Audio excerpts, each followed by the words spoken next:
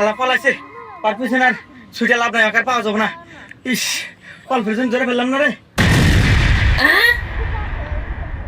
কেরে তোর হেলমেট কো আর গাড়ি লাইসেন্স দেখা স্যার হেলমেট তো নাই আর গাড়ির লাইসেন্স বাইর থুই আছি।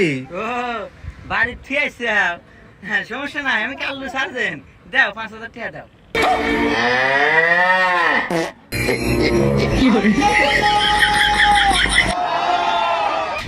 ए भगवान क्या जुलूम है।